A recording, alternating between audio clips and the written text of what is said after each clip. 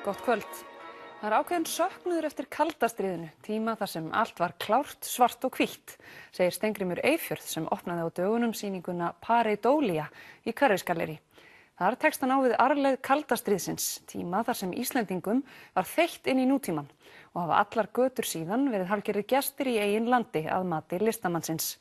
Bergsteinn kíkti í Hverfisgallerí. Titill sýningarinnar, Pareidolia, dregið af sálfræðilegu fyrirbrigði sem hefur verið þýtt sem sjónsköpun og merkir að sjá allskyns myndir úr ótengdum formum og munstrum. Steingrímur segir að þetta sé eins konar vísun í sjónmenningu Íslendinga fyrir siðaskipti.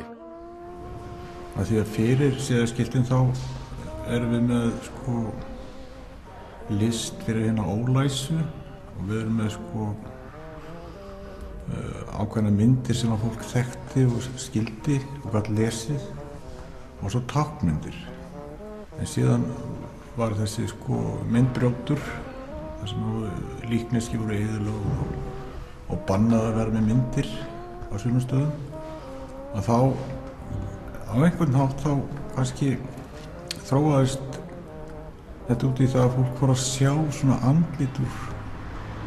Það er alltaf gert það reyndar, en það var svona hefðin að sjá eitthvað út úr hlutunum, svona eins og andlit eða tröll eða eitthvað út úr skýjum. Núna í dag þetta meira kannski tengt neyslumenningunni og auglýsingum og slíku.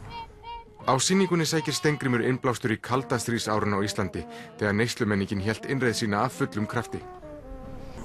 Það er alveg öruggt að okkur var varpað svolítið snöggt inn í nútímann og við fórum eiginlega á einhvern hátt að flytja inn hugmyndir og hluti sem voru algjörlega framandi fólki. Og þá er spurning, fór það að búa til einhver andlit úr því með þessu sjónsköpun. Þannig að það er það. Og kannski að fólk hafi upplifað að vera gestir í eigin landi á einhvern hátt.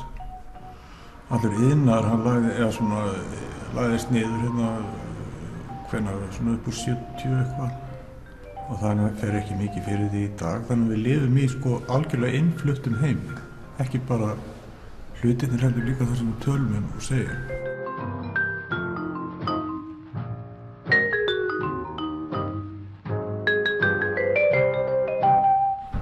Ég vildi setja upp einhver svona minningu þetta ástand sem var mjög sérstakt og liðið núna og ég til að veri svona besta tímabilið í 20. öldinni. Svona ákveðin söknuður eftir þessum tíma? Já, reyndar, smá söknuður. Var þetta ekki tímið þar sem var allt klárt, svart og hvítt, gott og vont Þótt að sýningin og yrkisefnið, efnistökin sæki í kaldastríðsárin, þetta innlegg inn í pólitíska umræðu okkar daga? Ég vona það. En þetta er náttúrulega að veikum mætti inn í gallerí og í myndlistarheiminu sem fáið þekkja. Þannig að jú, það gæti verið.